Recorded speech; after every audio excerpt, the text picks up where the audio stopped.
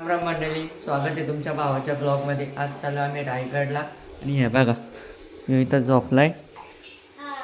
हिची अजून काही तयारी पण नाही आणि वाजलेत बघा किती, रात्रीचे म्हणजे रात्रीचे पहाटे. आणि मम्मी इथं भाकरी करते डब्याला न्यायला, भाकरी आणि खोबऱ्याची चटणी. आता चाललोय गाडीत नाक्यापर्यंत, तिथून बस आहे बघा. दादा गाडीत हाय गाईला बघा, पोरी इथं आहेत. आता चाललं नकुल सरांच्या घरी.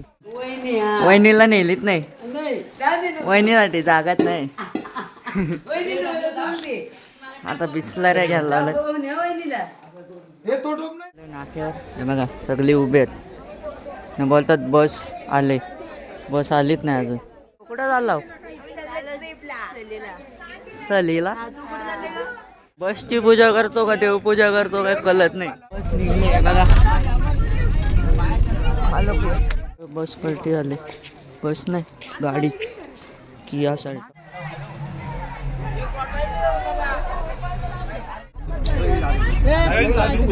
तिथं फोटो काढणारी पोरं ही बघा. आता पेट्रोल भरायला आल्यात तिथं पण फोटो काढतात, प्रिपेअर करतात. हे बघा इथं पुढं पण घालतात. स्कॉड बसला, स्कॉड सगळे प्रिपेअर करतात.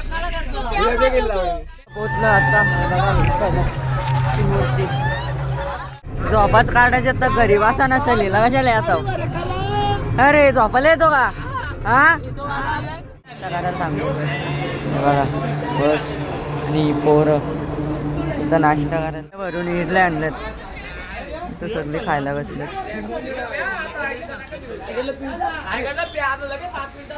इथं पण खाते ते बघा.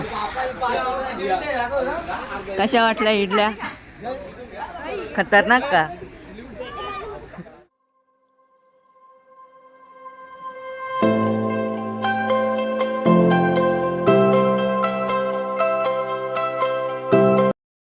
रायगडच्या पायथ्याशी बघा.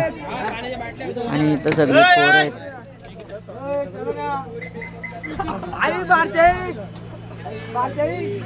अजून बस मधनं पण उतरतात. आम्ही रायगड किल्ल्यावर बघा पोरं. हा आमचा ग्रुप आहे, त्याच्या पुढे एक ग्रुप आहे आणि पाठी पोरींचा ग्रुप आहे. छत्रपती संभाजी महाराज की जय. सर्वप्रथम मी तुम्हाला माझ्या नावाची ओळख करून देतो. माझे नाव बाबू धोंडो आखाडे. गेल्या 15 वर्षापासून मी राजधानी किल्ले रायगडावर गाईड काम करतो. यापूर्वी जर का तुम्ही कधी रायगड पाहिला असेल किंवा नसेल, आज तो आपल्याला प्रत्यक्षात पाहायचा आहे. महाराष्ट्राचे आराध्य दैवत राजे शिवछत्रपती शिवरायांच्या पदस्पर्शाने पावन झालेल्या या राजधानी किल्ले रायगडावर मी आपल्या हायस्कूलचं सर्वप्रथम सहर्ष स्वागत करतो. रायगडाच्या सभोवताली सह्याद्री पर्वतरांगात बघा.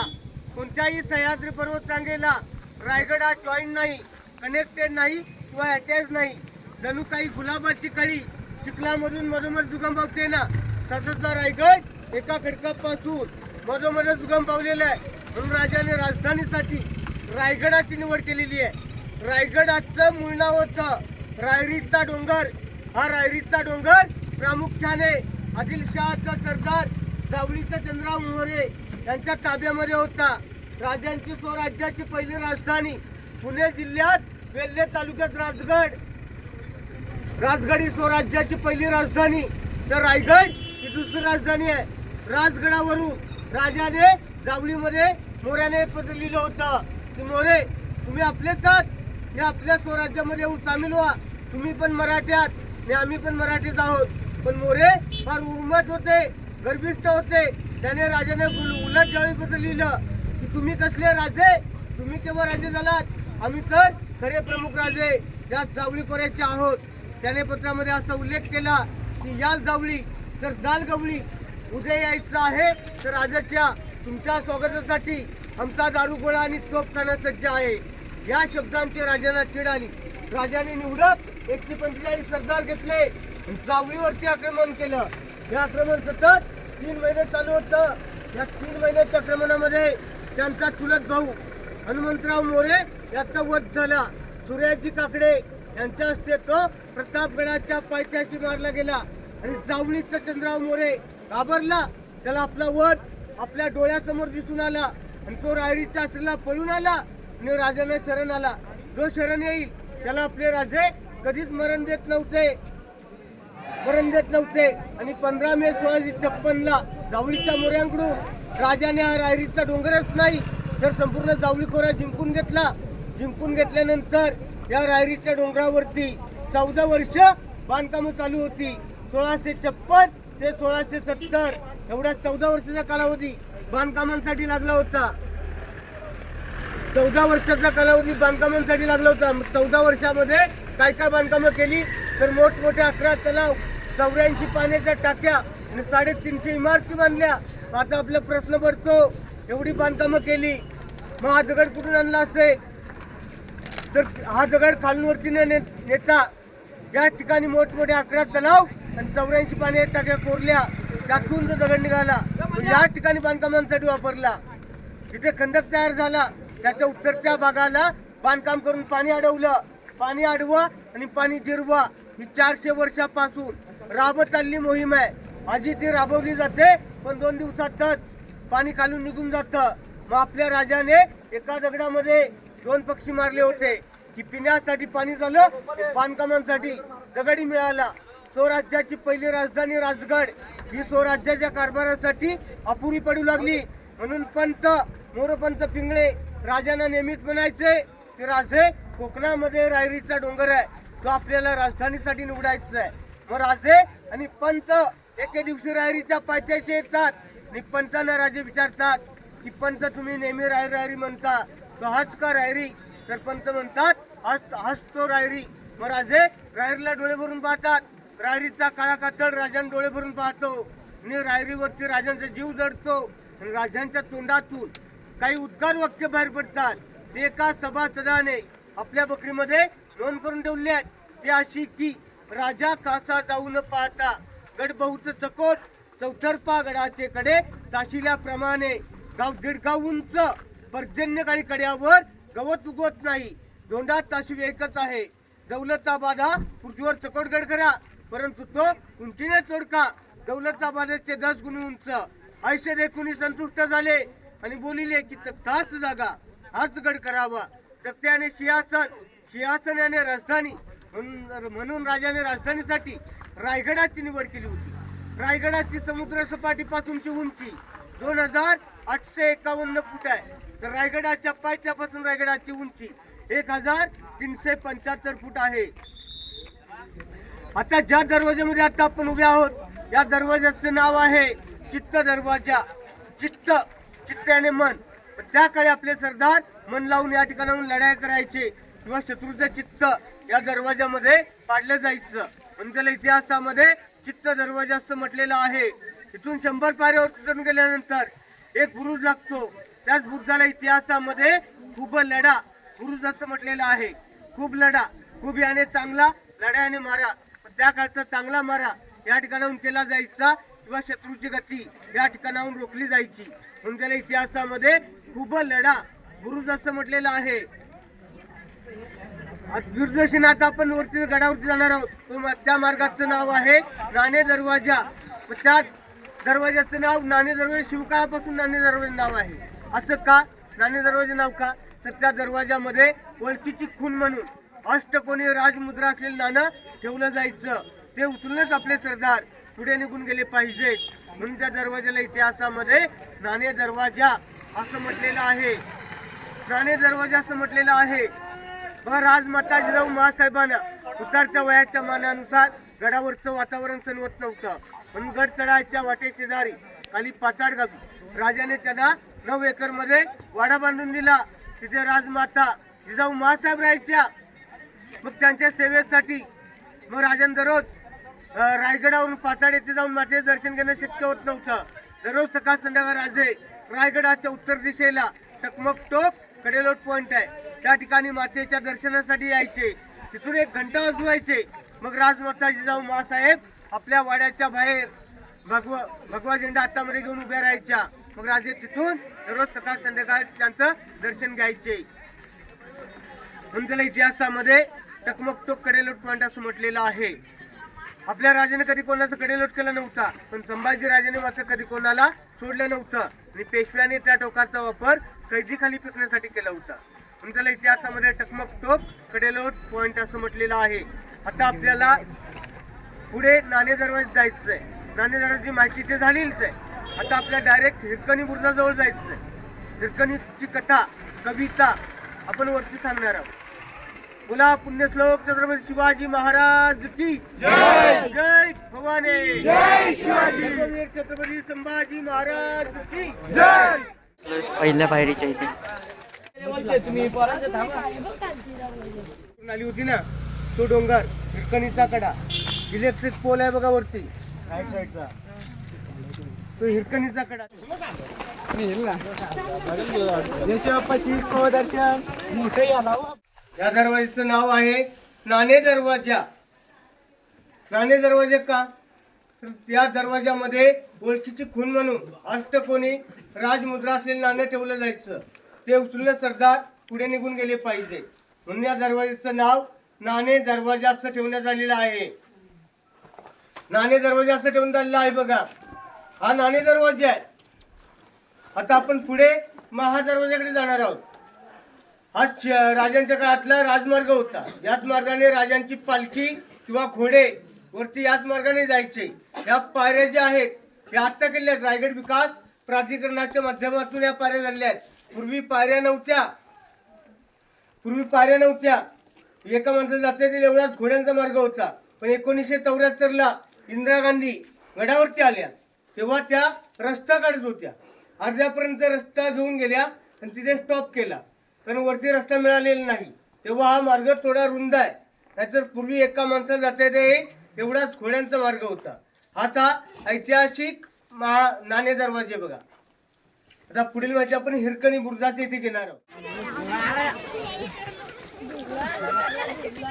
बघा किती बाकी अजून एवढा चढायचे.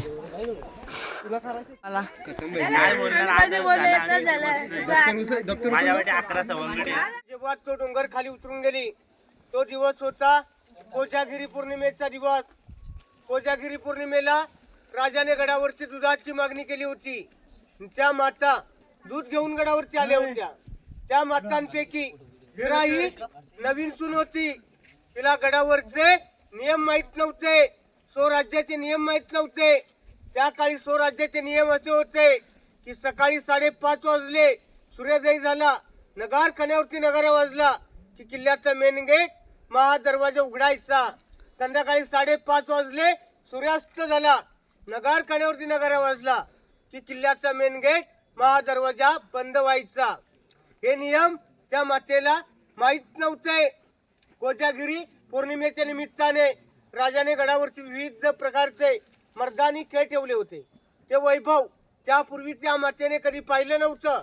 ते पाण्यामध्ये ती मग्न झाली होती. संध्याकाळी 5:30 वाजले, सर्व गवळणी खाली उतरून आल्या, नगार खाण्यावरती नगारा वाजला आणि किल्ल्याचा मेन गेट महादरवाजा बंद झाला आणि ती माता अडकून वरतीच राहिली. तिला कुणीतरी सांगितलं की हिरा दरवाजा बंद झालेला आहे. तेव्हा ती माता 500 फूट दरी खाली उतरून, आता 500 पायऱ्या आहेत, तेव्हा 500 फूट खाली दरी उतरून धावत येऊन महादरवाजा येथे पोहोचली. तिथे 2 पहारेकरी होते, रत्नोजी गायकवाड आणि चांगोजी काटकर. यांना ती विनंती करू लागली, बाबा रे माझं 2 महिन्याचं लहान बाळ आहे, मला खाली सोडा. तर ते म्हणाले, जर का तुला आता आम्ही खाली सोडली तर महाराज आम्हाला शिक्षा करतील. स्वराज्याचे नियम आम्ही मोडले तर महाराज आम्हाला शिक्षा करतील. मग त्या मातेची खाण्यापिण्याची व्यवस्था वरती दरबारामध्ये करण्यात आली होती. पण त्या मातेचं मन काही वरती लागत नव्हतं.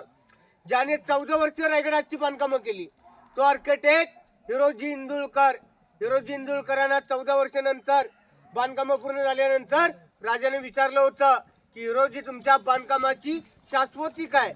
तर ते म्हणाले होते की महाराज एकदा तुमचा महादरवाजा बंद झाला की तुमच्या आज्ञेविना वरून खाली जाईल ते फक्त पाणी आणि खालून वरती येईल ती फक्त हवा.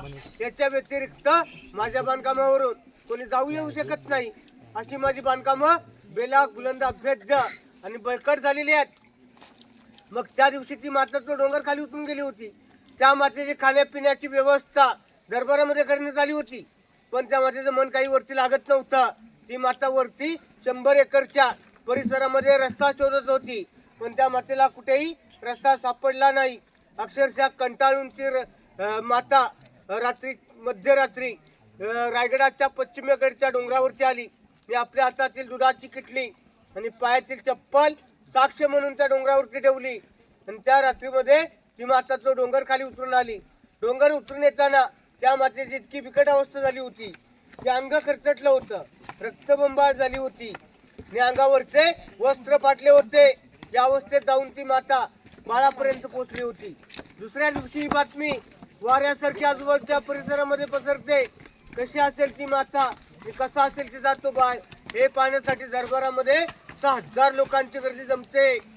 त्या 6000 लोकांमध्ये ज्याने 14 वर्षे रायगडाची बांधकामं केली तो आर्किटेक्ट हिरोजी इंदुळकर अपमानास्पद खाली मान घालून बसलेला होता. ही बातमी राजांना समजते की रात्री आपण गवळण ठेवलेली खाली जाण्यास आलेली नाही. मग शोधाशोध होते. राजे हिराला शोधण्यासाठी 2 माणसं गड किल्ल्यात पाठवतात, तर 2 माणसं खाली गावामध्ये पाठवतात. गड किल्ल्यात पाठवलेल्या लोकांना रायगडाच्या पश्चिमेकडच्या कड्यावरती दुधाची किटली आणि पायातील चप्पल सापडते. गावामध्ये पाठवलेल्या लोकांना हिरा प्रत्यक्षात बाळाला मांडीवरती घेऊन दूध पाजताना सापडते. ती घाबरते, मी मोठा गुन्हा केलेला आहे, महाराज मला शिक्षा करतात की काय. पारेकरी तिथे जातात. पारेकरी हिराला म्हणतात की हिरा, तुला दरबारामध्ये राजाने बोलवलेली आहे. तर ती म्हणते आता मी येऊ शकत नाही, कारण माझ्या लहान बाळाजवळ कोणी नाहीये. त्याच पावली ते पारेकरी दरबारामध्ये जातात आणि ही बातमी राजांना सांगतात की राज, ती माता तिच्या घरामध्ये सुखरूप आहे. मग राज पुन्हा 2 माणसं आणि 1 पालखी त्या गावामध्ये पाठवतात आणि त्या बाळाचं त्या मातेला पालखीमध्ये वरती आणण्यात येतं. त्या नगारखान्यातून आत येतात. एवढी मोठी गर्दी त्यापूर्वी त्या मातेने कधी पाहिली नव्हती. ती बावरते, घाबरते, मी मोठा गुन्हा केलेला आहे, महाराज मला शिक्षा करतात की काय. महाराजांची एक नजर हिराकडे, तर दुसरी नजर ज्याने 14 वर्ष रायगडाची बांधकामं केली तो आर्किटेक्ट हिरोजी इंदुळकरांकडे पडली. म्हणजे राजाने हिराला विचारलं की हिरा, तू खाली कशाला गेली होती. तर ती म्हणते, राज, माझं 2 महिन्याचं लहान बाळ होतं म्हणून मी खाली उतरून गेले होते. जर का मला शिक्षा करायची असेल तर आता करा. राजे म्हणाले, तुला आम्ही शिक्षा करणार नाही. मग राजांची नजर हिरोजींकडे जाते आणि हिराला राजे विचारतात, तर कोणता डोंगर तू रात्री उतरून खाली गेली होतीस, तो डोंगराचा आम्हाला दाखव. मग राजे हिरा आणि बांधकाम खात्याचे प्रमुख आर्किटेक्ट हिरोजी इंदुळकर रायगडाच्या पश्चिमेकडच्या डोंगरावरती येतात आणि हिराला राजे विचारतात, कोणत्या डोंगरावरून तू खाली उतरून गेलीस. तर हिरा म्हणते, राजे या डोंगरावरून मी खाली उतरून गेले होते. जर का मला शिक्षा करायची असेल आता शिक्षा करा. राजे म्हणाल, तुला आम्ही आता शिक्षा करणार नाही, परंतु तेव्हा रात्रीची वेळ होती, तेव्हा तू खाली उतरून गेली होतीस. तू आता आम्हाला दिवसा खाली उतरून दाखव. तर ती म्हणते, राजा आता मी दाखवू शकत नाही, कारण जेव्हा माझ्या डोळ्यासमोर माझं 2 महिन्याचं लहान बाळ दिसत होतं, आता मला खाली डोंगर दरी दिसते, त्यामुळे मी आता खाली उतरू शकत नाही. मग राजे एक नजर ज्याने 14 वर्ष रायगडाची बांधकामं केली तो आर्किटेक्ट हिरोजी इंदुळकरांकडे टाकतात. हिरोजींना राजे म्हणतात, वा हिरोजी, तुम्हाला आम्ही आमच्या बांधकाम खात्याचे प्रमुख म्हणतो, परंतु तुमची बांधकामं बेला गुलंदा भेदजाने बळकट झालेली नाहीत. एखादी गवळण सहज खाली उतरून जाते, तर एखादा शत्रू सहज वरती चढून येऊ शकतो. व तुमचं बांधकाम कापणारी ती हिरा नव्हे, ती हिरकणी. तो बुरुज आताच्या आत तासून घ्या आणि त्या बुरुजाला असं नाव द्या की हिरकणी बुरुज. तो बुरुज तासून घेतला, त्या बुरुजाला असं नाव देण्यात आलं की हिरकणी बुरुज असं नाव देण्यात आलं. हिराच्या कड्यावर जो बाळ होता त्या बाळाला राजे म्हणाले, वा बाजरा, या मातेचं दूध पितोस, लवकर मोठा हो आणि या स्वराज्यामध्ये सामील हो. हिराच्या कड्यावर जो बाळ असतो, राजे हिराला म्हणतात, हिरा, या बाळाचं नाव काय. हिरा म्हणते, राज, अजून याचं नामकरण विधी झालेलं नाही, याचं बारसं अजून झालेलं नाही, याचं नाव तुम्हीच ठेवा. मग राजे हिराच्या बाळाचं नाव झुंजारराव असं ठेवतात. मग त्या मातेची हिरोजी इंदुळकरांच्या हस्ते साडी चोळी नारळ कांदे ओटी भरण्यात येते. जगदीश्वर मंदिर ते सिंहासनापर्यंत त्या मातेची पालखीमध्ये मिरवणूक काढण्यात येते. बघा त्या मातांमधला आणि आजच्या मातांमधला फरक बघा. आज जर का महादरवाजा बंद झाला, रोपवे बंद झाला, तर आजची माता काय सांगे की फ्रीजमध्ये दूध आहे ते तुम्ही बाळाला पाजून घ्या, मी रोपवेचे रूम आहेत ते बुक करते, मी उद्या सकाळी खाली उतरून येईल. बघा त्या मातांमधला आणि आजच्या मातांमधला फरक बघा. ह्याच्यावरती कमी घेतली का मांड्या आमल्या अजून बाकी. टाकलेला माणूस दाखव रे. टाकलेला माणूस हा बघा दिसला दिसला. एक टाकलेला माणूस मागे. एक टाकलेला माणूस महाग आहे. ती असते ते असते आई येते. बाबा करत करत चढते. बघा गर्दी.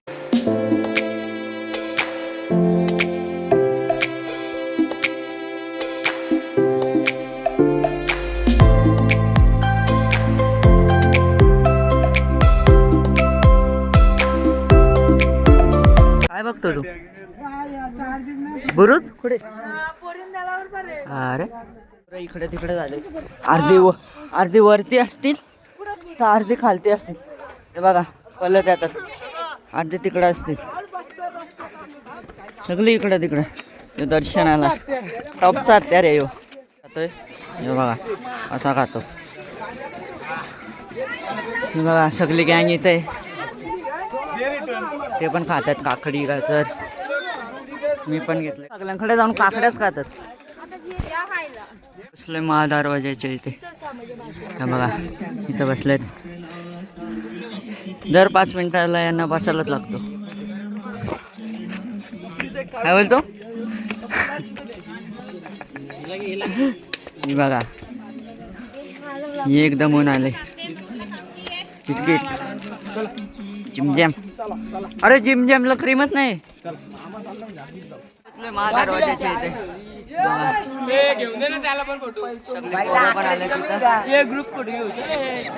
पण आमचा अजून गाईडच नाही आला. गाईड कुठं राहिला काय माहिती. गोमुखी आकारासारखा त्याचा आकार बनवलेला आहे. असं का बनवलेला आहे? शत्रूची फसवणूक करण्यासाठी. शत्रू हत्तीवरती यायचा, हत्तीच्या धडकेने दरवाजा खोलला जायचा. तोपर्यंत हत्तीला लगेच टन बसत नाही. तोपर्यंत आपलं सरकार वरून त्याच्यावरती गरम तेल सोडू शकतो किंवा भाल्याच्या टोकाचा मारा करू शकतो. म्हणून त्या दरवाजाचा आकार गोमुखी वळणासारखा, नागमोडी वळणासारखा करण्यात आलेला आहे. शत्रूच्या माऱ्यापासून आपला लाकडी दरवाजा शाबूत राहिला पाहिजे म्हणून त्या दरवाजाचा आकार नागमोडी वळणासारखा करण्यात आले. बघा शत्रूने सह्याद्रीच्या चारी बाजूने कुठूनही मारा केला तरी त्या माऱ्यापासून आपला दरवाजा शाबूत राहिला पाहिजे आणि तो मारा त्या बुरुजांवरती आदळला पाहिजे. त्या बुरुजाला जय विजयाचं प्रतीक म्हणून ओळखलं जातं. एका बुरुजाला जय म्हटलेलं आहे तर दुसऱ्या बुरुजाला विजय असं म्हटलेलं आहे. विजय असं म्हटलं हा ऐतिहासिक महादरवाजा आहे. हिरकणीला खाली जाता आलं नव्हतं तेव्हा हा दरवाजा बंद झाला होता. तेव्हा पण लाकडी दरवाजा होता आणि आता पण लाकडी दरवाजाच आहे. हा दरवाजा भारतीय पुरातत्व खात्याने 2016 मध्ये बसवलेला आहे. आता आपला प्रश्न पडतो पण तेव्हा लाकडी दरवाजा होता पण तेव्हाचा दरवाजा गेला कुठे? तो दरवाजा रायगडाच्या दक्षिणेस खाली एक छोटासा डोंगर आहे. त्या डोंगराला इतिहासामध्ये पोटल्याचा डोंगर असं म्हटलेलं आहे. त्या पोटल्याच्या डोंगरावरून 10 मे 1818 ला 2 ब्रिटिश अधिकारी कर्नल पॉर्थर आणि मेजर हॉल यांनी सर्वप्रथम तोफांचा मारा करून रायगडाच्या पूर्वेकडील 2 दारू कोठारे उडवली. नंतर संपूर्ण रायगड जळाला. वरती सागवानी लाकडाचे छत आणि उत्तरच्या खापऱ्या कुंभार नळीची कौलं असे अवशेष होते. इतिहासात लाकडी स्ट्रक्चर परिपूर्ण जळून गेलं. इतिहासाच्या नोंदीप्रमाणे 11 ते 12 दिवस रायगड जळत होता. रायगड बांधण्यासाठी 14 वर्षे लागली होती पण 11 दिवसामध्ये रायगड जळून खाक झाला होता. रायगड जळून खाक झाला होता. महाराष्ट्रातले सर्व किल्ले आपण पाहिले तर याच अवस्थेत आपल्याला पाहायला मिळतात. असं का? तुटक्या पुटक्या अवस्थेत पाहायला मिळतात. आज जर का आपण राजस्थान मध्ये गेलो तर त्यांचे राजपूत राजांचे किल्ले आपल्याला शाबूत पाहायला मिळतात. असं का? महाराणा प्रतापचा चित्तोडगड जर सोडला तर बाकी सर्व किल्ले आपल्याला शाबूत पाहायला मिळतात. असं का? कारण त्यांचे राजपूत राजे मुघलांपुढे व इंग्रजांपुढे शरण गेले होते, वाकले होते, झुकले होते. आपला मराठा शेवटपर्यंत मरेपर्यंत इंग्रजांपुढे किंवा मुघलांपुढे कधी शरण गेला नव्हता, वाकला नव्हता, झुकला नव्हता. याचाच रोष ठेवून इंग्रजाने 10 मे 1818 रायगड जाळून टाकला. कारण त्यांच्या राजपूत राजांचा इतिहास पुसला गेलाय. आपल्या राजाने इतिहास घडवलेला आहे. आपल्या राजाने इतिहास घडवलेला आहे म्हणून महाराष्ट्राला इतिहास हा विषय आहे. प्रके घाणेकर बोलतात की जगाला भूगोल आहे आणि आपल्या महाराष्ट्राला इतिहास आहे. कारण आपल्या राजाने इतिहास घडवलेला आहे म्हणून आपल्या महाराष्ट्राला इतिहास हा विषय आहे. बघा, टकमक टोकापासून ते हिरकणी बुरुजापर्यंत खालून येताना आपला आडवीच तटबंदी दिसते. ही तटबंदी शत्रूची फसवणूक करण्यासाठी बांधलेली आहे. इथून किल्ला 500 फूट वरती. शत्रूने लांबून पाहिलं तर शत्रूला किल्ला समोर तटबंदी दिसली की शत्रूला वाटलं पाहिजे किल्ला इथेच आहे. शत्रूचा महाराजा तटबंदीवरती बसावा आणि आपला किल्ला शाबूत राहावा म्हणून ही आडवीच तटबंदी बांधण्यात आली. शत्रूची फसवणूक करण्यासाठी ही बांधण्यात आली. बघा, आज तो ऐतिहासिक महादरवाजा राज्याभिषेकाच्या दिवशी याच महादरवाज्यामध्ये 21 तोफांची सलामी देण्यात आली होती. तसा ऐतिहासिक महादरवाजा आहे. आता वरती आल्यानंतर समोर जो तलाव दिसतो बघा, या तलावाचं नाव आहे हत्ती तलाव. त्या काळी राजांच्या हत्तीला या ठिकाणी पाणी पाजलं जायचं किंवा लुटले जायचे. पण हा हत्ती तलाव जो आहे हा शिवकाळापासून लिकेज आहे. शिवकाळापासून लिकेज का? खाली पावसाळ्यात तुम्ही आलात की धबधबा असतो ना खाली, तर याच तलावातून पाणी खाली निघून जातं. हा लिकेज आहे. परंतु रायगड विकास प्राधिकरणाने 2 वर्षापूर्वी या तलावाचं लिकेज काढलं होतं. परंतु तो पुन्हा लिकेज झालेला आहे. कारण लिकेज सापडलेला नाही. हा या तलावाचं नाव हत्ती तलाव आहे. मग हा लिकेज का?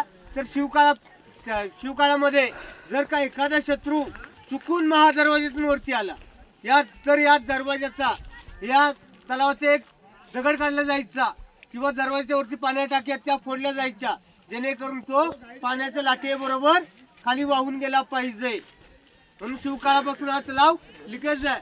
या तलावाचं नाव हत्ती तलाव आहे. पण आता आपला प्रश्न पडतो, 2 पायाची माणसं आपण वर येताना आपली किती दमछाक झाली, किती दमून थकून गेलो. तर त्या काळी 4 पायाच्या हत्ती गडावर आणणं शक्य होतं का? आता पारीमार्ग आहे, तेव्हा पारीमार्ग पण नव्हता, पाऊलवाट होती. त्या पाऊलवाटेने वरती हत्ती आणणं शक्य होतं का? हत्ती आले कसे? राजांच्या राज्याभिषेकाचे छायाचित्र तुम्ही सर्वांनी पाहिलंय का? त्या टोपी काढून एक गोरासा व्यक्ती राजांना मुजरा करताना दिसतो बघा. तो इंग्रज वकील हेनरी ऑक्झेंडन आपल्या राज्यांच्या राज्याभिषेकाला पायीवरती चढून आला होता. या नगारखान्यासमोर राजाने 2 बलाढ्य हत्ती आणि 2 घोडे पाहुण्यांच्या स्वागतासाठी सजावून ठेवले होते. पण ते पाहून तो आश्चर्यचकित झाला. डोकं खाजवू लागला, विचार करू लागला की मी 2 पायाचा माणूस असून माझीवर याचं एवढी दमछाक होते. तर राजाने 4 पायाचे हत्ती गडावर कसे आणले? 4 पायाचे हत्ती गडावर कसे आणले हा प्रश्न त्या इंग्रजाला पडला. आणि दुसऱ्या दिवशीच्या इंग्रज राज्याभिषेकाच्या दिवशी त्या नगारखान्यासमोर राजाने 2 बलाढ्य हत्ती आणि 2 घोडे पाहुण्यांच्या स्वागतासाठी सजावून ठेवले होते. ते पाहून तो आश्चर्यचकित झाला. म्हणाला मी 2 पायाचा माणूस असून माझीवर याचं एवढी दमछाक झाली. तर राजाने 4 पायाचे हत्ती गडावर कसे आणले? त्या इंग्रजाला काय कळणार हो? हा हत्ती गडावर आले कसे? त्या कारण त्या इंग्रजाच्या मनात हा प्रश्न निर्माण झाला आणि त्याने हा प्रश्न दरबारामध्ये अनेक सरदारांना विचारला. पण त्याच्या प्रश्नाला कुणीही उत्तर दिलं नाही. कारण त्याने हा प्रश्न इंग्रजीतून विचारला होता. त्या काळी आपल्या लोकांना इंग्रजी जमत नव्हतं. व त्या इंग्रजाच्या प्रश्नाला कोण उत्तर देणार? अखेर शेवटी त्या इंग्रजाला या प्रश्नाचं उत्तर मिळत नाही. मग शेवटी त्याने हा प्रश्न दुभाषी नारायण शेणवीला विचारला की नारायण शेणवी, मी 2 पायाचा माणूस असून माझीवर याचं एवढी दमछाक होते, तर राजाने 4 पायाची हत्ती गडावर कसे आणले? तर नारायण शेणवी म्हणतात तुम्ही इंग्रजच फार हुशार आहात, तुम्ही त्या प्रश्नाचं उत्तर शोधा. अखेर शेवटी त्या इंग्रजाला या प्रश्नाचं उत्तर मिळत नाही. मग त्या इंग्रजाने शेवटी हा प्रश्न आपल्या BBD Douglas, Bombay book of Douglas या डेली डायरीमध्ये रोजनिशीमध्ये लिहून ठेवला. आणि आजचे जाणकार म्हणतात की आपल्या राजांची दूरदृष्टी होती की लहानापासून मोठं करता येतं, मोठ्यापासून लहान करता येत नाही. ही आपल्या राजांची दूरदृष्टी होती की रायगडाची बांधकाम करण्यासाठी 14 वर्षाचा कालावधी लागला, तर एका हत्तीची वाढ 3 वर्षामध्ये पूर्ण होते. मग रायगडाची बांधकाम चालू असताना राजाने हत्तीची लहान पिल्लं अगोदरच पालखीमध्ये वरती आणली होती. आणि त्यांचं पालन पोषण याच ठिकाणी केलं होतं. ही आपल्या राजांची दूरदृष्टी होती की लहानापासून मोठं करता येतं, मोठ्यापासून लहान करता येत नाही. जेवायला किल्ल्यावरच बघा इथं सगळी बसलेत.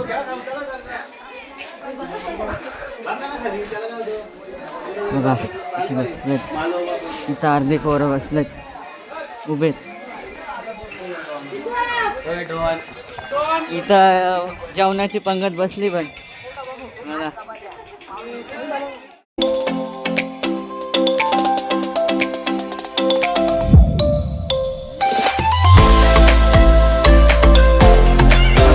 धान्य कुठं आता कालोख आहे म्हणून काय दिसत नाही. पालखी दरवाजा, त्या काळी मेणा आणि पालखी हे दोन प्रकार होते. मेणा पॅक बंदिस्त आणि पालखी ओपन होती. हा दोघांमधील फरक होता. पालखी पुरुषांसाठी तर मेणा स्त्रियांसाठी. महाराजांच्या राण्या किंवा राजघराण्यातल्या स्त्रिया सायंकाळच्या वेळेस थंड हवेसाठी किंवा सूर्यास्त पाहण्यासाठी किल्ल्याच्या बाहेर साईडला मेण्यात बसून या दरवाज्यातून किल्ल्यात मेण्यात बसून ये जा करायच्या. म्हणून इतिहासामध्ये या दरवाजाला मेणा दरवाजा असं म्हटलेलं आहे. मेणा दरवाजा असं म्हटलेलं आहे. त्यात महाराजांच्या 8 राण्या होत्या. सईबाई, सोयराबाई, काशीबाई, पुताबाई, सगुणाबाई, लक्ष्मीबाई, गुणवंताबाई आणि सकवारबाई अशा 8 राण्या होत्या. 8 राण्या होत्या. त्यापैकी रायगडावरती 6 राण्या राहत होत्या. पहिली पट राणी सईबाई, संभाजी राजांची आई. राजगडावरती संभाजीराजे 2 वर्षाचे असताना सईबाईंचं निधन. तो राज्याची पहिली राजधानी राजगडावरती झालं होतं. त्याने हा रायगड कधीच पाहिलेला नाही. जिजाऊ साहेबांना उतारच्या वयाच्या मानानुसार गडावरचं वातावरण सहन होत नव्हतं. म्हणून गड चढायच्या वाटे शेजारी खाली पाचाड गावी राजाने त्यांना 9 एकर मध्ये वाडा बांधून दिला. तिथे राजमाता जिजाऊ साहेब त्यांच्या सेवेसाठी राजांची 3 नंबर राणी साहेब पुतळाबाई या खाली पाचाड गावी राहायच्या. ज्या 6 राण्या गडावरती राहायच्या त्यांच्या एका रांगेमध्ये 6 राणीमाला. प्रत्येक राणीमाला समोर चौतर आहे. त्यांना दाशी ओटा असं म्हटलेलं आहे. राण्यांचे नौकर चाकर दासी जे होते ते इथे राहायचे. राणी आवाजला की दाशी आतमध्ये जात होती. छोटं मोठं काम झालं की इथे येऊन बसत होती. त्याला इतिहासामध्ये दाशी ओटा, दाशी ओसा किंवा इंग्रजीतून सर्वंट क्वार्टर्स असं आपण म्हणतो. इकडे उंच डोंगर दिसतो ना, त्याला इतिहासामध्ये गुहेरीचा डोंगर म्हटलेला आहे. तर या डोंगराला रायरीचा डोंगर असं म्हटलेलं आहे. त्या गुहेरीच्या डोंगराच्या पलीकडे प्रामुख्याने प्रतापगड आणि महाबळेश्वर येतं. प्रतापगडाच्या पायथ्याशी जावळी नावाचं गाव आहे. त्या जावळी गावापासून ते रायगडाच्या उत्तरेकडील कोकण दिव्यापर्यंत या खालच्या भूभागाला इतिहासामध्ये जावळीचं खोरं म्हटलं गेलं आहे. हे जावळीचं खोरं पूर्वीच घनदाट जंगल होतं की सूर्याची किरणं पृथ्वीवर पडणं शक्य नव्हतं. जाणकारांची मत आहेत की आपल्या डोक्यामध्ये ऊ असते ना, ती जर का एखाद्या अस्वला जे केसामध्ये सोडली तर ती लगेच सापडेल. पण या जावळीच्या घनदाट जंगलामध्ये भला मोठा हत्ती जर मोकाट सोडला तर तो सापडू शकत नाही. इतकं घनदाट जंगल या जावळी खोऱ्याचं होतं. समोर बघा आपल्या पडक्यात तुटक्या अवस्थेत काही तुमची पाहायला भेटत आहेत खाली या रेलिंगच्या खाली. याला अष्टप्रधान मंत्रिमंडळांचे वाडे असं म्हटलेलं आहे. महाराजांचे 8 अष्टप्रधान होते.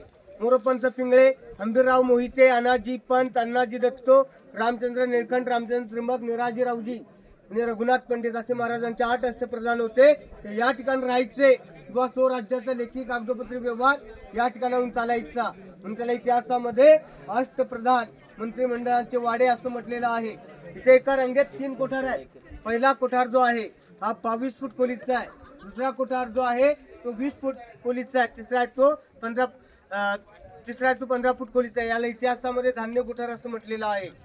जर का शत्रूने गडाला बेडला तर वरील सैन्याला 3 महिने ते 6 महिने इमर्जन्सी धान्य पुरेल असं धान्य साठा या ठिकाणी केला जायचा. याला इतिहासामध्ये धान्य कोठार असं म्हटलेलं आहे. पेशव्यांची राजवट गडावरती आली.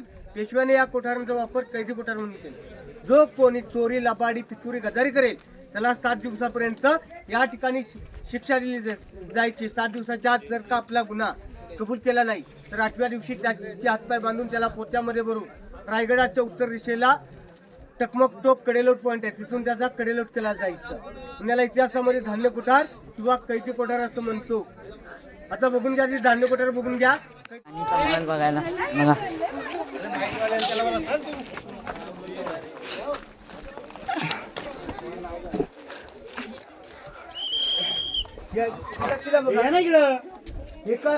परत माहिती सांगेल. आणि वरती सागवानी लाकडाच्या छत उतरत्या खपऱ्या कुंभार नळीची कौल असे अवशेष होते. त्या वैभवाची आपण कल्पना देखील करू शकत नाही. सदर मीटिंग हॉल, पाठीमागे बेडरूम आणि उजव्या हाताला खिडकी, डाव्या हाताला 400 वर्षापूर्वीचं दगडांमध्ये कोरलेले टॉयलेट, अटॅच बाथरूम. आजचं आपल्या घरचं 400 वर्षापूर्वीचं बघून आपल्या कल्पना करायची आहे. कारण इंग्रजांनी फक्त मोडीफाय केलं, कल्पना आपल्याच होत्या. तिथे आपल्याकडे बघून गेले, तिकडे त्यांनी तयार केलेलं आहे. जाऊन बघू. चला आता बघू.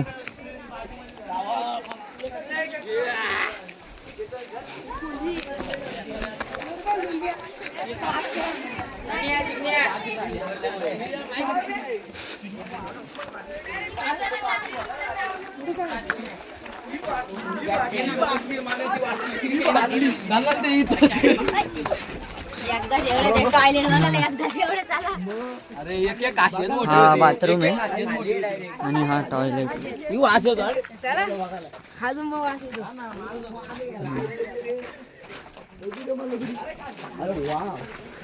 तेव्हाचे टॉयलेट. प्रामुख्याने बाल्य किल्ल्यात प्रवेश केलेला आहे. बाल्य किल्ला म्हणजे काय? तर किल्ल्याच्या आतील सर्वात महत्वाचा भाग किंवा किल्ल्याच्या आतील किल्ला किंवा राजा महाराजांना सुरक्षित राहण्याचं ठिकाण म्हणजे तो बाल्य किल्ला. या भिंतीपासून तर त्या भिंतीपर्यंत हा मोकळा परिसर आपल्याला दिसतोय. याच मोकळ्या परिसराला महाराजांचा राहता प्रशस्त राजवाडा म्हटलं गेलंय. या राजवाड्यामध्ये एका रांगेत 4 चौथरे आपल्याला दिसत आहेत. त्या 4 चौथऱ्यांपैकी हा चौथरा अतिशय महत्वाचा चौथरा आहे. याच चौथऱ्यावरती महाराजांचा सागवानी प्लेअर्स असणारा पैठणी कपड्याने सजवलेला, मखमलीच्या पडद्याने सजवलेला, आतमध्ये कावमातीच्या आणि मशालीचे दिवे पेटवलेला असा वैभवशाली 2 मजली राहता प्रशस्त राजवाडा होता. याच चौथऱ्यावरती महाराष्ट्राच्या इतिहासाने पाहिलेला तो काळा दिवस अवघा महाराष्ट्र पोरका झाला. उगवता सूर्य मावळाला, रयतेचा राजा गजाड झाला. तो दिवस होता की चैत्र पौर्णिमा 3 एप्रिल 1680. हनुमंत जयंतीच्या दिवशी शनिवार दुपारी 12च्या प्रहरी आपल्या राजाने अखेरचा श्वास त्यांच्या राहत्या राजवाड्यामध्ये या चौथऱ्यावरती घेतला होता. त्यांच्या देहकलेला अग्नी इथून 2 किलोमीटर अंतरावरती जगदीश्वर महादेव शंकराचं मंदिर आहे. तिथे त्यांच्या देहकलेला अग्नी त्यांचे चुलत भाऊ साबाजी भोसले यांच्या हस्ते देण्यात आला होता. जगदीश्वर महादेव शंकराच्या मंदिरासमोरच का हो? कारण आपले राजे शंकराचे महादेवाचे भक्त होते म्हणून त्यांच्या देहकलेला अग्नी त्या ठिकाणी देण्यात आला होता. तिथे आयुष्य राजाने लाभलं अवघं 50 वर्षात. 19 फेब्रुवारी 1630 आपल्या राजांचा जन्म शिवनेरी किल्ल्यावर झाला. तर 3 एप्रिल 1680 आपल्या राजाने अखेरचा श्वास त्यांच्या राहत्या राजवाड्यामध्ये या चौथऱ्यावरती सोडला. किती आयुष्य लाभलं?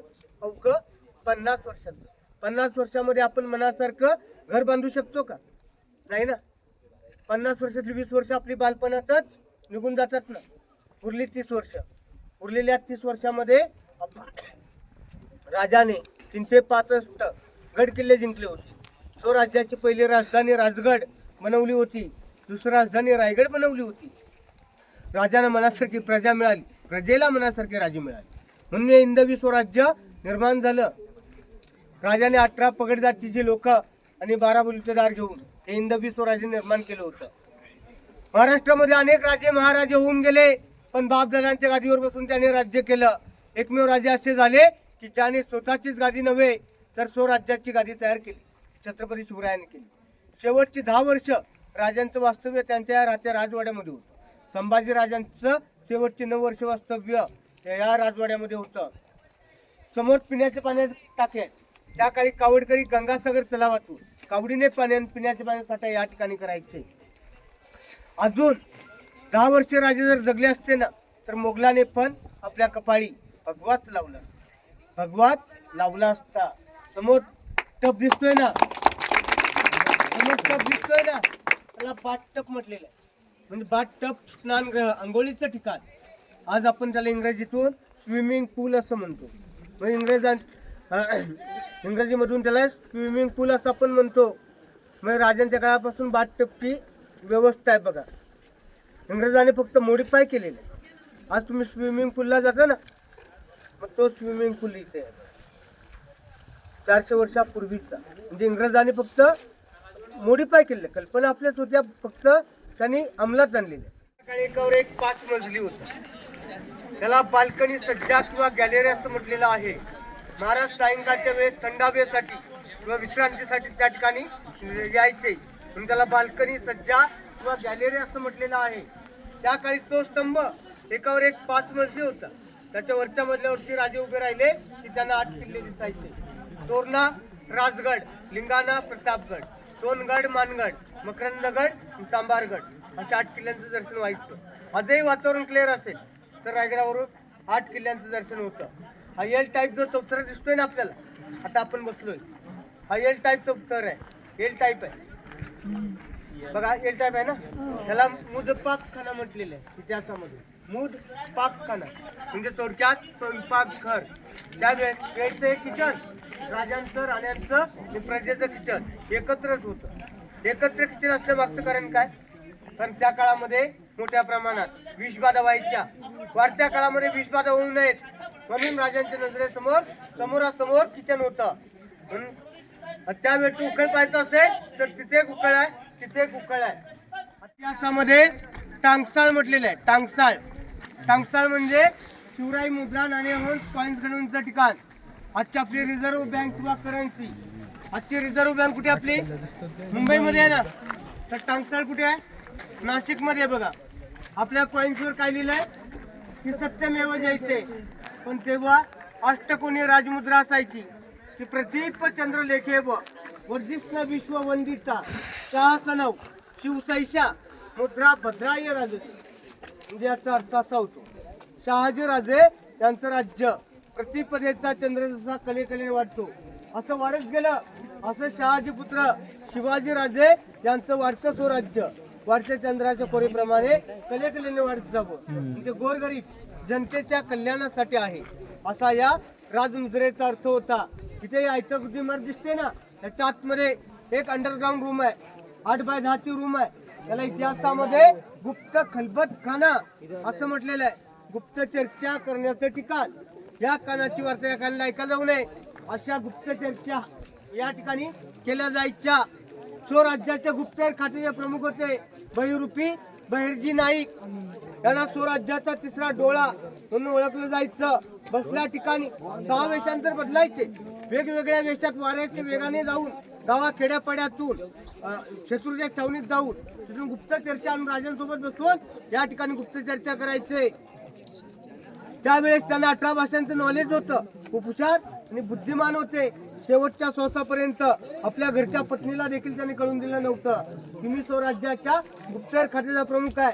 बातमी लीक झाली तर गुप्तहेर खात्याचे प्रमुख कोण हे ओळखले जातील. म्हणून स्वतःच्या घरच्या पत्नीला देखील त्यांनी शेवटच्या श्वासापर्यंत कळून दिलं नव्हतं की मी स्वराज्याच्या गुप्तहेर खात्याचा प्रमुख आहे. इतके हुशार आणि बुद्धिमान होते. औरंगजेबाच्या दरबारात जाऊन औरंगजेबाला आपल्या कवालीमध्ये इतकं मग्न ठेवत होते की औरंगजेबाच्या दाढीला कधी हात लावून येत होते. औरंगजेबाच्या दरबारातून गुप्त चर्चा कधी आणून राजांसोबत इथे गुप्त चर्चा कधी करत होते. तेच औरंगजेबालाही माहिती होत नव्हतं. इतके हुशार आणि बुद्धिमान होते. राजांसोबत बसून या ठिकाणी गुप्त चर्चा करायची. म्हणून त्याला इतिहासामध्ये गुप्त खलबतखाना असं म्हटलेलं आहे. इंग्रजीतून त्याला आपण चेंबर फॉर सिक्रेट डिस्कशन असं आपण म्हणतो. ज्या चौथऱ्यावरती आता आपण उभे आहोत या चौथऱ्याची लांबी 2.25 फुटाहून जास्त आहे. याला दप्तरखाना असं म्हटलेलं आहे. त्या काळचं गावांचं लेखी कागदोपत्री व्यवहार या ठिकाणावरून चालायचा. आता आपलं थोडक्यात तहसील कार्यालय म्हणून याला इतिहासामध्ये सचिवालय असं म्हटलेलं आहे. समोर जो चौथरा आहे त्या चौथऱ्यावरती त्या काळचा खास न्याय निवाडा केला जायचा. दिल्लीच्या लाल किल्ल्यावर आजही आजरामर आहे बघा, दिवाने खास आणि दिवाने आम. मग उर्दू बघा राज दरबार नाही.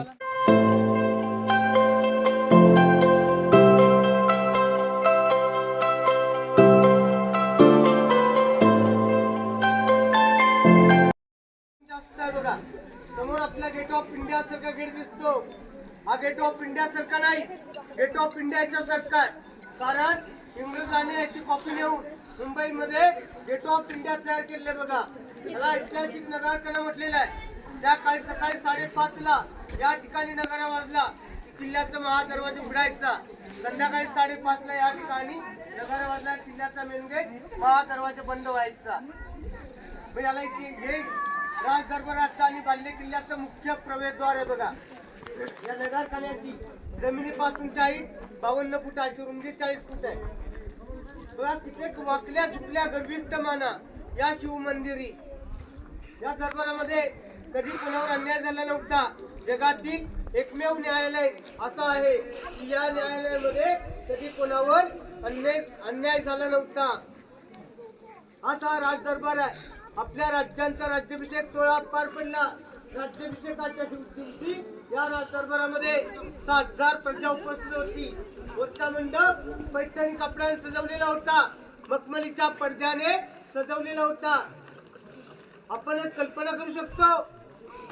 चार कोपऱ्यांमध्ये कावमातीचे आणि मशालीचे दिवे पेटवलेले होते. आपण कल्पना करू शकतो की 400 वर्षापूर्वीची पैठणी कपड्यातील आणि मशालीच्या उजेडातील लोक आपल्याला कशी वाटत असतील. आपल्या राज्यांचा राज्याभिषेक सोहळा पार पडला. दिनांक होती 6 जून 1674. आनंद नाम संवत्सरे चांदीवान शके 1596 ज्येष्ठ शुद्ध त्रयोदशी शनिवारी पहाटे 5 वाजता आपल्या राज्यांचा राज्याभिषेक सोहळा या ठिकाणी पार पडला होता. त्या काळी हे सिंहासन 32 मन सुवर्णाचं रत्न जडित सोन्याचं सिंहासन होतं. 1 मन म्हणजे 40 किलो असं 1280 किलोच्या वजनाचं हे सिंहासन होतं.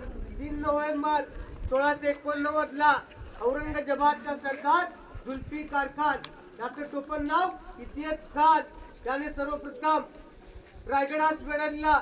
सर्वप्रथम या 32 मन सुवर्णाच्या रत्नजडित सोन्याच्या सिंहासनावरती गणाचे खाव घातले, तोडलं फोडलं विसरवलं ते घेऊन गेले आहेत बघा.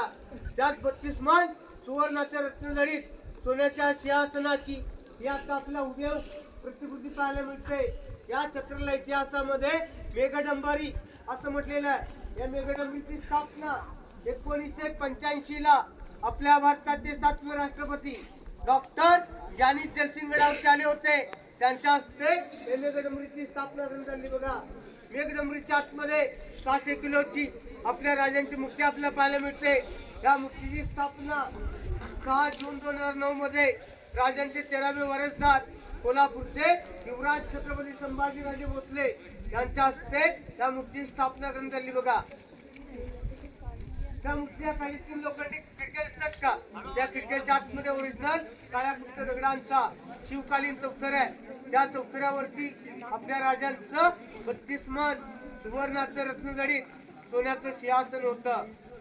आपल्या राज्यांचा राज्याभिषेक सोहळा आनंदमय सोहळा होता. त्या आनंदाच्या क्षणाला सिंहासनाच्या उजव्या हाताला आऊसाहेब, राणीसाहेब, संभाजीराजे, राजाराम महाराज बसलेले होते. डाव्या हाताला काशीवरून आलेले गागाभट राष्ट्रप्रधान मंडळ बसलेलं होतं. राष्ट्रप्रधान मंडळ बसलेलं होतं. राजांचा राज्याभिषेक सोहळा आनंदमय सोहळा होता. तरी पण राजे देवदेवतांना विसरलेले नव्हते. राजे पहाटे 4 वाजता उठतात, स्नान करून वस्त्र परिधान करून कवड्याची माळ गळ्यात घालून हिरे टोक घालून राजा हत्तीच्या अंबारीतून देवदेवतांच्या दर्शनाला जातात. आई भवानीला साकडे घालतात. जगदीश्वरास नतमस्तक होऊन गडदेवता शिरकाईचं दर्शन घेऊन राज्यात हत्तीच्या अंबारीतून आत येतात. 7,000 मावळे डोक्याचा फेटा सोडून कमरेला तेला गुंडाळून राजाला मानाचा मुद्रा करतात. प्रत्येक सरदाराचा प्रत्येक मावळ्याचा मुद्रा स्वीकार राजे सिंहासनाकडे जातात आणि त्या 4 पाऱ्यांच्या खाली उभे राहतात. आणि पहिली नजर त्या 32 मन सुवर्णाच्या रत्नजडित सोन्याच्या सिंहासनाकडे टाकतात. दुसरी नजर आऊसाहेबांकडे, तर तिसरी नजर बसलेल्या 7,000 प्रजेकडे. आणि त्यांचं अंतकरण भरून येतं. त्यांना त्यांच्या आनंदाच्या क्षणाला त्यांचा जीवाभावाचा एकही मावळा, जीवाभावाचा एकही सरदार या ठिकाणी उपस्थित दिसत नव्हता. त्यांच्या विधवा बायका लहान मुलं घेऊन कपाळात कुंकू पुसून बसलेल्या पाहून राजांचं अंतकरण भरून येतं. खालूनच राजे आऊसाहेबांना म्हणतात की आऊसाहेब आम्हाच आमचे मावळे ठेवतात. हिंदवी स्वराज्याची पहिली पारीवर चढतो तो महाराज लाख मेले तरी चालतील, पण लाखाचा पोशिंदा जगलाच पाहिजे असं म्हणणारा माझा बाजीप्रभू देशपांडे पावनखिंड लढविणारा तो माझा बाजी. दुसरी पारीवर चढतो तो माझा शिवा काशी. तिसरी पारीवर चढतो तो महाराज. आधी लगीन कोंडाण्याचं मगच माझ्या रायबाचं असं म्हणणारा माझा तानाजी मालुसरे. दुसरी पारीवर चौथी पारीवर चढतो तो माझा नुकताच मिसरीच्या खिंडीमध्ये मारला गेला तो माझा प्रतापराव गुजर. ज्ञानातून उसळे तलवारीची पात वेडाच मराठे वीर दौडले सात असं म्हणणारा तो माझा प्रतापराव गुजर. अशा संकेत वीरांची नावं घेत राजे भरलेले अंतकरणाने सिंहासनाकडे गेले. आऊसाहेबांकडे पाहिलं. आऊसाहेबांकडे पाहतात आऊसाहेबांच्या डोळ्यातून आनंदाश्रूंच्या धारा वाहू लागल्या की शिवनेरीच्या मातीमध्ये येणारं माझं बाळ आज या 32 मन सुवर्णाच्या रत्नजडीत सोन्याच्या सिंहासनावरती आरूढ होणार आहे.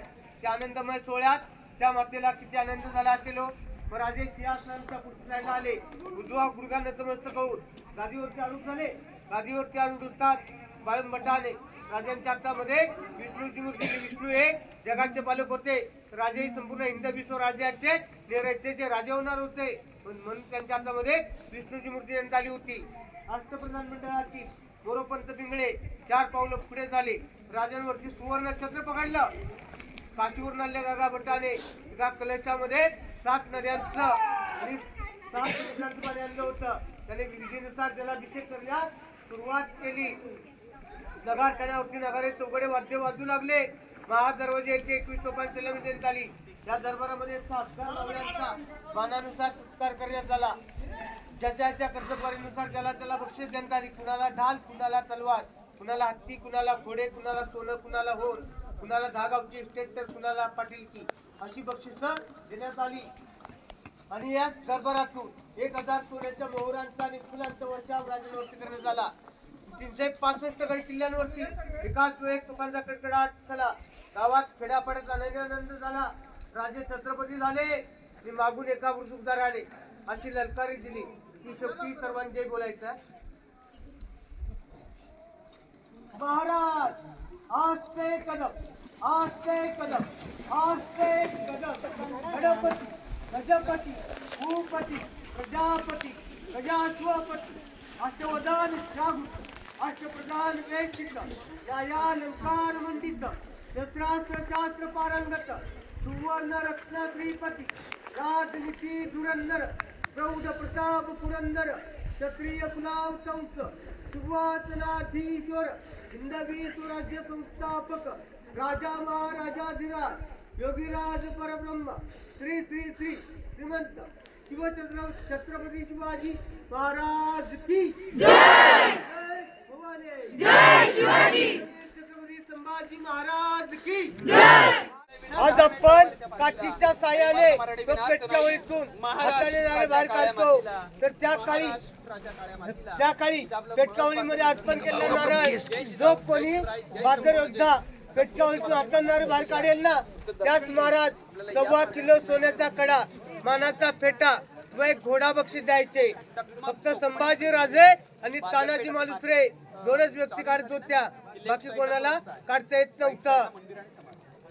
त्याच्यावरती ओळखलं जायचं कोण किती शत्रूशी लढू शकतो. संभाजी राजाने वयाच्या 9व्या वर्षी पेटकावळीतून हाताने नारळ बाहेर काढला होता. ही मूर्ती खूप सुंदर आहे. खूप सुंदर आहे. महाराष्ट्रात राजांच्या अनेक मूर्त्या आहेत पण ही मूर्ती खूप सुंदर आहे. ही खूप सुंदर मूर्ती असून देखील त्या सिंहासनात न बसवता होळीचा माळ या ठिकाणी का बसवली हो? या मूर्तीची स्थापना 6 जून 1974 ला आपल्या भारताच्या 7व्या प्राईम मिनिस्टर इंदिरा गांधी आणि महाराष्ट्राचे पहिले मुख्यमंत्री यशवंतराव चव्हाण यांच्या हस्ते आपल्या राज्यांच्या राज्याभिषेकाला 300 वर्षे पूर्ण झाली. या निमित्ताने होळीचा माळ या ठिकाणी बसवलेली आहे. पण त्या सिंहासनात का बसवली नाही? तर हिच्यामध्ये या मूर्तीमध्ये 2 चुका होत्या. पहिली चूक अशी होती की आपले राजे छत्रपती असून त्यांच्या डोक्यावरती छत्र नव्हतं. हे छत्र 2 जून 2012 मध्ये उदयनराजे भोसले आणि संभाजी भिडे गुरुजी यांच्या मागणीनुसार बसवण्यात आलेलं आहे. दुसरी चूक म्हणजे कोणताही राजा गादीवर बसला असता आपल्या पायामध्ये जोडे किंवा मोजडी किंवा बुट घालून बसत नव्हता. तर आपले राजे केव्हाच बसत नव्हते. या 2 चुका असल्या कारणाने 1974 ला या मूर्तीची स्थापना होळीचा माळ या ठिकाणी त्या मूळ गादीचा अपमान होऊ नये या कारणाने या ठिकाणी करण्यात आलेली आहे. हा मूर्ती हे शिल्पकार आहेत गणेश पाटकर आणि सहस्त्र बुद्धे यांनी ही मूर्ती बनवलेली आहे. सर्वसाधारणपणे या मूर्तीचं वजन 800 किलो आहे. बघा समोर जी पत्र्याची इमारत दिसते ना, त्याला हत्तीशाळा म्हटलेलं आहे. त्या ठिकाणी राजांच्या हत्तींचं पालन पोषण केलं जायचं म्हणून त्याला इतिहासामध्ये हत्तीशाळा, पिलखाना व गजशाळा असं म्हटलेलं आहे. समोर भली मोठी लांब लचक इमारत आपल्याला दिसते. बघा या इमारतीला इतिहासामध्ये बाजारपेठ असं म्हटलेलं आहे. या बाजारपेठेची लांबी 800 फूट आहे तर रुंदी 40 फूट आहे. उजव्या हाताला 22 आणि डाव्या हाताला 22 अशी 44 दुकान आहे. दुकानांची रचना अशी आहे की पुढे दुकान, मध्ये स्टोरूम आणि पाठीमागे नोकरांना राहायला जागा. थोडक्यात आपण म्हणतो की आगे दुकान और पीछे मकान. त्या काळी 3500 सरदारांची लोकवस्ती गड किल्ल्यात होती. त्या काळचे आपले सरदार रुबाबदार होते. त्याने रुबाब हातात घोड्यावर बसूनच खरेदी केली पाहिजे म्हणून या बाजारपेठेची जमिनीपासूनच्या हाईट घोड्याच्या लेवलची ठेवून चालली. बघा या बाजारपेठेचा व्यापारी होता कर्नाटक मधून आलेला नागप्पा शेट्टी याने ही बाजारपेठ सही सलामत चालवली होती. राज्याभिषेकाच्या दिवशी दरबारामध्ये बक्षिसाचा कार्यक्रम चालू होता. तिथे जो गेला आणि राजाला म्हणाला, राजा माझं नाव कुठे जर कोरण्याची मला परवानगी द्या. तर राजे म्हणाले, माझ्या ताब्यामध्ये 365 गड किल्ले असून मी माझं नाव कुठे कोरलं नाही तर तुझं नाव कोरायला मी कशी परवानगी देऊ. तुला काय पाहिजे ते शिंबॉलच्या रूपात मागून घे. मग त्या नागप्पा शेट्टीने नागाचं शिंबॉल मागून घेतलं. डाव्या हाताला जाताना 7व्या दुकानाच्या गाळ्यावरती नागाचं शिंबॉल दिले. बघा ते नागप्पा शेट्टीचं शिंबॉल आहे. लांबून जर आपण काय नाही करणार हकलायचं. ते मंदिर आपण पाहिलं ना, ते लोक इथे जेवायला बसतात ना तेव्हा त्यांना भाकरी वगैरे टाकतात म्हणून ते येतं. बघा समोर आपल्याला ते मंदिर दिसतंय ना, ते मस्जिद नाही, जगदीश्वर महादेव शंकराचं मंदिर आहे.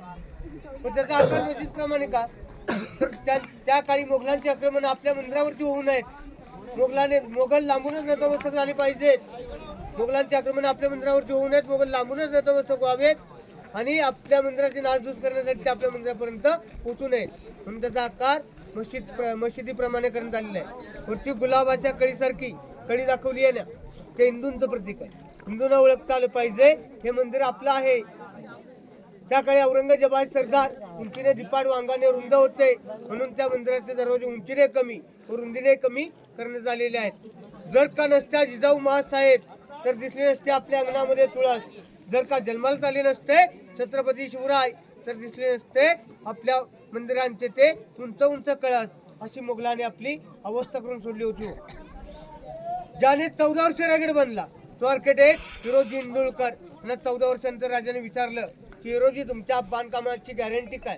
तर ते म्हणाले होते की यावं चंद्र दिवा करो, म्हणजे जोपर्यंत चंद्र सूर्य तारे आकाशामध्ये आहेत तोपर्यंत माझं एकही बांधकाम हलणार नाही असं गॅरंटी पत्र त्या नगारखान्याच्या उजव्या साईडला संस्कृत लिपीमध्ये लिहून ठेवल्या. बघा रायगडाची बांधकाम चालू होती. राजाने दिलेला पैसा आणि मोहरा संपल्या. राजांचं वास्तव्य ते राजगडावरती होतं. राजे पन्हाळ्याच्या मोहिमेवर निघून गेले होते. मग हिरोजीने काय केलं, राजांकडे न जाता स्वतःचं मन मोठं केलं. स्वतःच्या गावाकडे गेले, गडाचे खाली उतरले, घोड्यावर बसले, स्वतःच्या गावाकडे गेले. स्वतःचं राहायचं घर विकलं, स्वतःची जागा जमीन विकली, बायकोच्या अंगावरची दागिने विकले आणि ते वास्तव्याला रायगडावरती आले. रायगडाची बांधकामं पूर्ण केली. 24 सप्टेंबर 1670 रायगडाची बांधकामं पूर्ण झाल्यानंतर हिरोजीने राजांना निरोप पाठवला.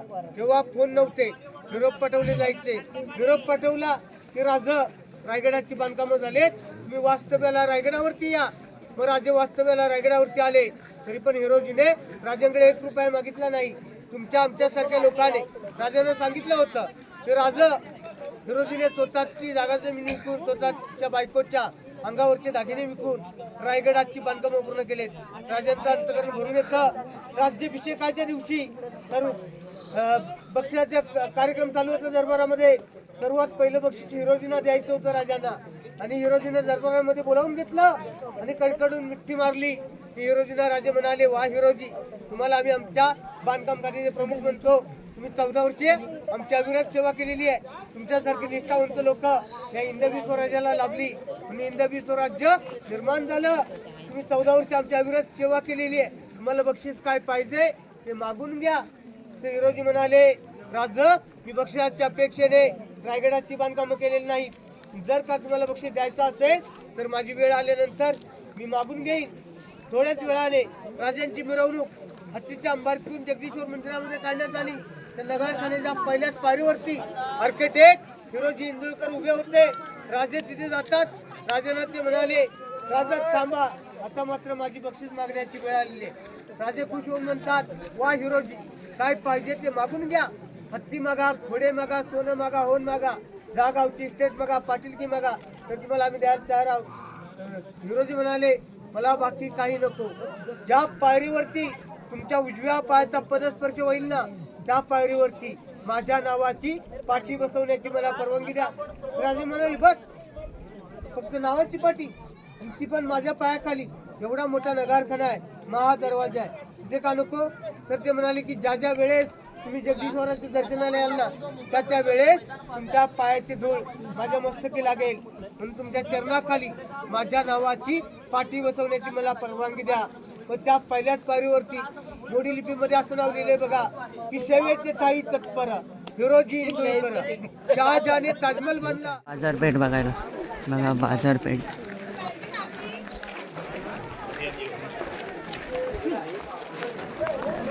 कसली मोठी बाजारपेठ आहे.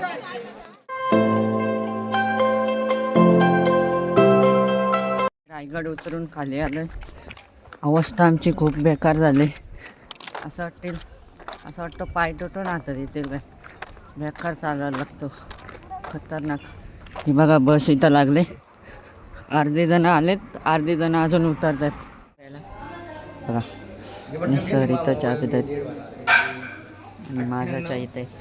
बसमध्ये येतात, बसच्या जवळ हे बघा अर्ध्या पोरी आल्यात, अर्ध्या तिकडं चाल. आणि मी याच्या मांडीवर बसलोय आणि जो पण झोपल ना त्याच्या अंगावर पाणी उडवायला घेतलंय.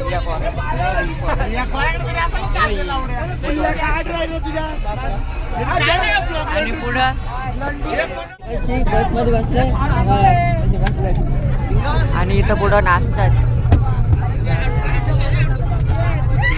इथं यांची भांडणं झाले.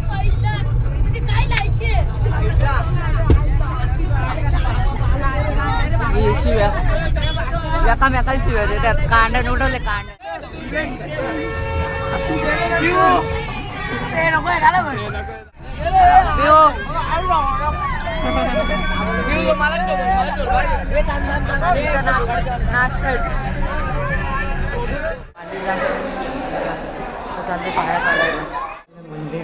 मंदिरात दर्शन घेऊन आता आम्ही बसमध्ये बसलो.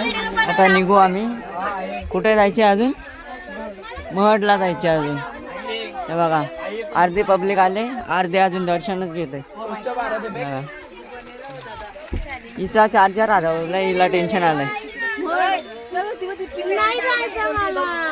तिच्या स्वप्नात पण पिनच येईल.